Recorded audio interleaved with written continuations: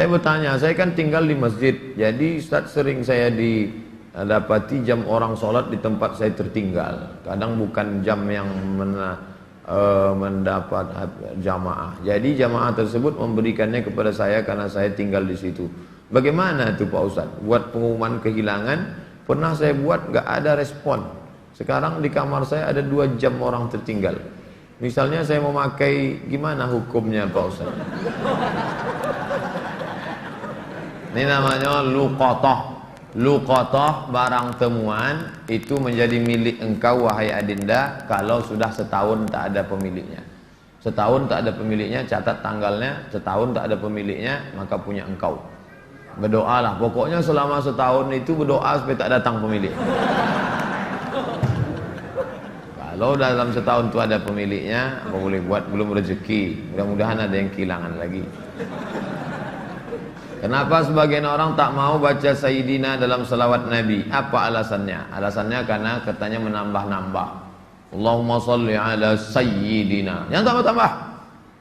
Nabi tak pernah menyebut. Nabi sendiri menyebut. Ana Sayyidu waladi Adam. Hadis sahih. Ana Sayyidu waladi Adam. Aku pemimpin anak cucu Adam. Maka saya pun menyebut Allahumma salli ala Sayyidina Muhammad. Allahumma salli wa sallim alaih. Tapi saya tak ekstrim. Yang mau pakai Sayyidina silakan. Yang tak mau pakai Sayyidina tak apa-apa. Tapi saya pakai Sayyidina jangan salahkan. Dalam solat tak membaca bismillah, dalam baca al-fatihah, apa solatnya sah? Tentang baca basmalah dalam fatihah hukumnya 3. Mazhab Syafi'i pakai bismillah jahar. Bismillahirrahmanirrahim. Syafi'i. Kalau Hanafi sama Hambali, Alhamdulillahi Rabbil Alamin Ar-Rahmanir Rahim. Itu Hanafi sama Hambali. Kalau Maliki tak pakai bismillah sama sekali. Allahu Akbar. Alhamdulillahi Rabbil Alamin. Itu Maliki. Tak ada yang salah. Yang jadi salah di mana? Ketika masjid itu bermazhab Syafi'i, ente masuk petantang petenteng pakai bismillah, di situ letak kesalahannya. Makanya ketika Syekh Abdurrahman Sudes, Imam Masjidil Haram ke Istiqlal, dia pakai bismillah. Terkejut-kejut orang Jakarta. Pakai bismillah dia tahu. Dr. Abdurrahman Sudes dari Ummul Qura. Sebutkan, jelaskan ciri-ciri khawarij. Apakah membid'ahkan amaliyah orang lain merasa diri paling benar merupakan ciri-ciri khawarij? Yang memancing saya ngajak-ngajak mau mengkhawarijkan salafi. Nanti setelah saya khawarijkan salafi, direkam, diupload, habis itu habislah saya diserang salafi. Baca aja lah buku saya itu baik-baik. Capek saya dah kelai-kelai itu. Apakah Hajar Aswad sudah ada sejak Nabi Ibrahim? Hajar Aswad itu adalah salah satu barang pernak-pernik surga yang ada di bumi. Hadisnya sahih bahwa batu Hajar Aswad itu dulu putih, lalu karena banyak dipegang orang berdosa maka berubah menjadi hitam. Itu bukan pendapat ulama, hadisnya sahih tentang Hajar Aswad. Dibawa Nabi Adam rindu dengan surga, maka diturunkan Allah. Jadi bukan Adam. Ada pula saya dengar orang ceramah, waktu Nabi Adam mau turun ke surga, dia ada mau bawa, diambilnya batu, dikepitnya di ketiaknya. Bukan begitu. Adam sudah turun, lalu rindu ke surga, dibawa Jibril. Kata Jibril, ini oleh-oleh dari surga. Itulah Hajar Aswad.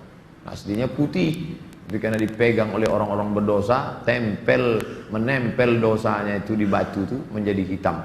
Bukan yang bulat itu Hajar Aswad. Ada butir-butir kecil-kecil hitam-hitam dia, tengok dari dekat. Itulah Hajar Aswad, ditempelkan ke dalam batu. Baru dibalut dengan cangkang yang terbuat dari besi. Nah, itu yang dicium. Batu kecil-kecil dalam. Yang besar itu batu biasa, ditempelkan ke dalam batu biasa. Hajar Aswad. Kalau istri tadi putih kemerahan, panggil dia Humaira. Kalau hitam ya Hajar Aswad. Jangan marah ya. Umur saya 24 tahun. Sekarang saya sudah kerja di perusahaan A.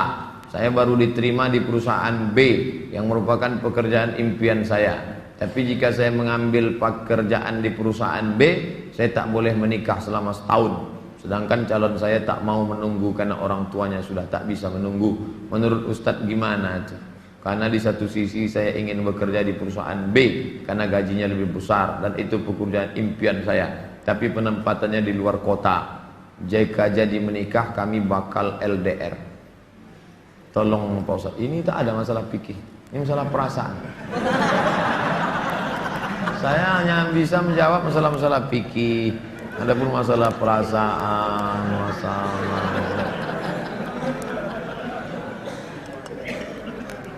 saya yang bisa saya jawab tuh halal, haram, makruh, mubah, rukun, syarat, wajib, sunat, sunat muakkad. Adapun masalah ini baiknya kalian duduklah musyawarah. Adinda, kita menikah ini kan saling pengertian. Aku kuliah pontang-panting mau kerja ini kerja yang paling. Tolonglah kau pahami keadaanku sekarang. Kalau dari awal aja dia tak bisa ngerti kita, gimana setelahnya? Ini belum lagi menikah, main paksa-paksa, tak bisa. Ini dua makhluk yang berbeda. Walaupun sama-sama mau makan telur ayam, yang satu mata sapi, yang satu dadar, bisa berkelahi. Ini harus mengalah. Hari ini aku mata sapi, besok kau dadar. Ya, lama-lama yang mata sapi suka dadar, yang dadar suka mata sapi. Harus begitu. Nah, kan keperasaan juga ujung. Berapa menit setelah berbuka baru azan Pak Ustaz? Waktu azan itulah berbuka. Tengok definisi puasa. Imsakun nafsi, menahan diri anil mahzurati, dari semua yang membatalkan puasa, min tulu'il fajri, dari terbit fajar. Terbit fajar itu azan subuh, ila ghurubis syamsi, tenggelam matahari, syafaq ahmar, azan maghrib. Hanya saja bagi muazin minum dia dulu. Muazin itu dianjurkan minum dia. Zahabadh dhama'u wa batallatil uruq wa thabatal ajru, baru dia azan. Allahu akbar, Allahu akbar. Nah, itu dah minum tuh. Kalau yang belum minum, Allah, belum minum tuh. Apakah boleh kita makan setelah selesai, setelah Isya masuk? Yang penting batalkan dulu puasanya dengan minum kah, makan buah kah. Jangan makan es, karena usus itu kering. Knalpot yang kering panas disiramkan air es, mengelupas cat-catnya. Begitulah usus kita itu rusak. Maka yang paling bagus orang Mesir, korma kering, bukan korma yang basah, korma kering, pecah-pecah, buang bijinya, masukkan ke dalam, siram pakai air panas. Agak-agak 2 jam menjelang berbuka. Nanti menyatu dia, diminum. Itu yang paling bagus. Minum kesukaan Nabi, air korma. Minum air korma. Bagus, manis ya, maka usus kita awet. Apakah batal puasa mencicipi gulai untuk merasakan garamnya? Mazhab Hambali mengatakan tak batal, karena dia tak masuk ke rongga, tak masuk ke dalam, hanya di ujung lidah. Di ujung lidah ini ada perasa. Jadi teteskan, maka tak batal, karena tak masuk. Habis dirasanya gini, habis itu diludahkannya boleh. Tak masuk ke sini, tak masuk. Mazhab Hambali, tapi saya tak mengamalkan. Saya tidak mengamalkan. Ini saya jawab, mana tahu nanti ada ustadz. Saya bilang tak boleh. Tiba-tiba ada ustadz mengatakan, oh tak tahu Ustadz Somad. Saya tahu, tapi saya tak amalkan. Kenapa? Membuka pintu celah. Saya tak menyalahkan Imam Hambali. Orang sekarang imannya tak macam Hambali. Asyik mencicip aja dari pagi. Cicip, sikit-sikit cicip. Ustadz, gimana cara menghafal Quran? Kami dulu aturan di Al-Azhar tidak pakai SKS, kuliah tak SKS, setahun dipaket 14 mata kuliah, 2 juz Al-Quran, tidak pakai SKS, tahun 1, tahun 2, tahun 3, tahun 4, 14, 2 juz. Jadi cara kami sebelum subuh dihafal dulu, 1 halaman, sebelum subuh hafal 1 halaman. Nanti ke masjid, qobliyah subuh baru diulang waktu baca. tahiyatul masjid itu dibaca, maka lama sholatnya karena mengulang setengah, satu rakaat setengah diulang. Tahiyatul masjid, qabliyah subuh, duha, qabliyah zuhur, ba'diyah zuhur, dalam sholat zuhur, qabliyah asar. Nanti asar distorkan ke syekh. Biasanya di tiang-tiang syekh nunggu ngapal. Tapi yang mau menghafal ngantri panjang, nyetorkan hafalan. Tradisi itu tak ada di Pekanbaru. Kalau di Mesir menyetorkan hafalan ngantri menjelang asar sampai maghrib, menyetorkan hafalan setengah juz. 1 hari, 2 hari. Jadi 20 hari hafal 1 juz. 20 hari. Nah, baru waktu yang lain dipakai untuk menghafal. Ujian tak boleh bawa buku. Masuk ke dalam hanya pena saja, bawa kertas tak boleh. Kalau ketahuan mencontek, ditangkap, bisa dicabut, deportasi. Jadi kalau sudah deportasi, putus beasiswa, pulang tak dapat tiket, diusir dari asrama, malu. Karena dulu sebelum berangkat udah kenduri motong kambing. Jadi tekanannya tinggi. Jadi ketika saya pulang, saya terapkan sistem itu. Tak boleh nyontek. Semuanya menyontek. Akhirnya saya berpikir, saya gimana supaya saya buat 10 soal. Buat 10 soal, bagi. Boleh nyontek Pak? Silakan. Oh kok lain soalnya? Baru tahu dia. Saya masih muda Ustadz, ya kelihatan dari tulisannya. Saya menyukai seorang akhwat. Alhamdulillah. Sempat antum suka ikhwan? Masuk antum yang 144 di. Apa yang harus saya lakukan Pak Ustaz? Kalau untuk meminang sekarang saya tak bisa karena masa kuliah. Saya nggak mau pacaran, tapi saya takut nanti akhwat yang saya suka ini diambil orang. Apa yang harus saya lakukan Pak Ustaz? Antum datang ke orang tuanya, Pak, saya mau minang anak bapak ini. Kapan kau nikah? Ya setelah selesai kuliah lah. Semester berapa sekarang? Baru daftar Pak.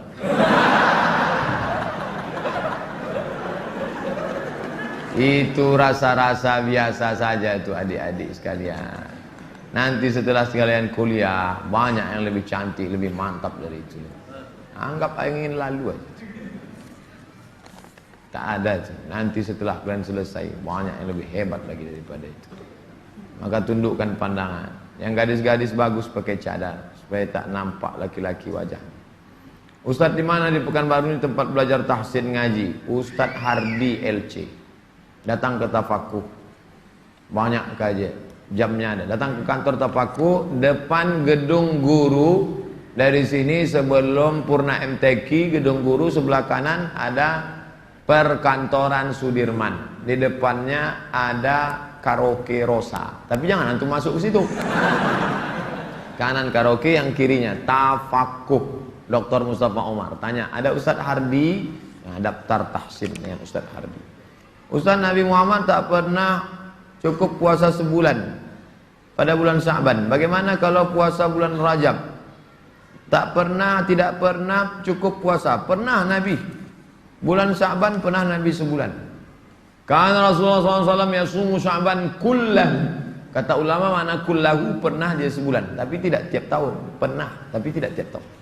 Bagaimana dengan Rajab? Rajab bagus. Mana dalil puasa Rajab?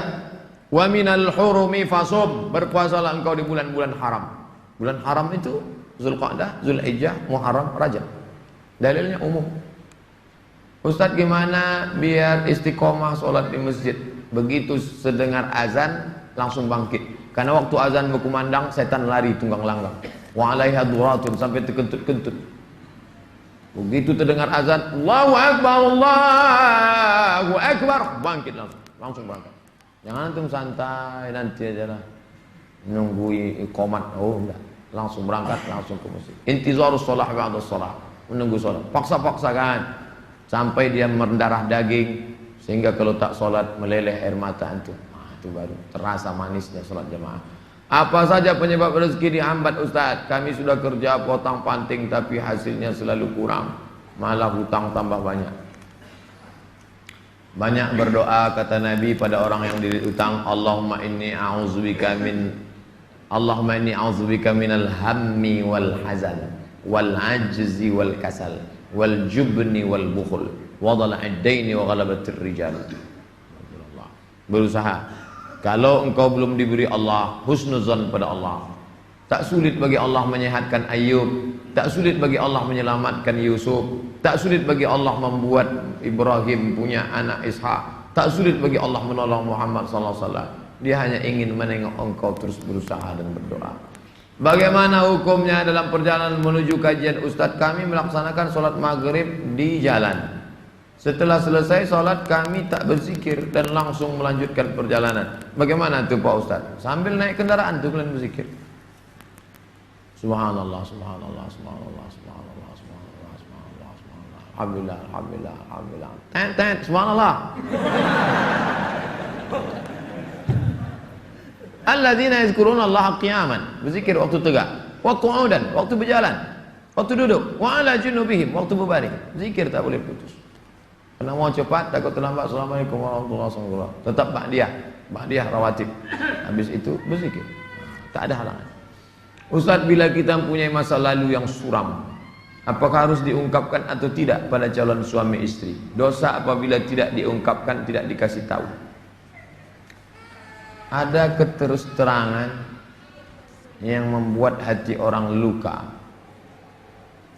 Tapi ada suatu yang antum sembunyikan bisa berefek hukum. Inishtarata saiban, inishtarata bikran. Kata Imam Ibn Taymiyah dalam kitab Majmu' Fatawa, dikutip oleh Imam Sayyid Sabiq dalam Fikih Sunnah. Yang punya teks Ibn Taymiyah, nama kitabnya Majmu' Fatawa.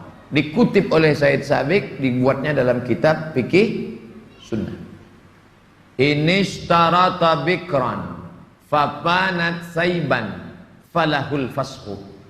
Kalau seorang suami mensyaratkan istrinya mesti perawan, ternyata tidak perawan, maka dia punya hak fasakh, membatalkan pernikahan. Jadi kalau sekedar antum dulu pernah nonton karaoke, tak perlu antum ceritakan. Ditanyanya, kau solihah? Insya Allah bang. Masa lalumu, siapa yang tak pernah punya masa lalu? Emangnya kau suci? Tapi kalau sudah masalah implikasi hukum, antum mesti terus terang. Karena kalau antum bohong, maka dia punya hak fasakh. Nah, ini hati-hati. Setelah itu cerita, tapi bahaya juga nih kau cerita dia tak jadi, tak mau. Bukakannya ke yang lain, alamat. Pokoknya gawat lah itu dah. Bila wanita menolak menikah karena alasan menuntut ilmu yang disuruh orang tuanya, bagaimana menurut Pak Ustadz? Kenapa dia tak mau menikah? Ayahnya maksa dia harus selesai S3 baru nikah. S2 23, S3 tambah lagi, S2 25, S3 3 tahun 28. Kau setelah doktor baru boleh menikah. Begitu kata bapaknya. Hadapi bapaknya. Keras bapaknya nih Pak Ustadz. Bapaknya orang apa?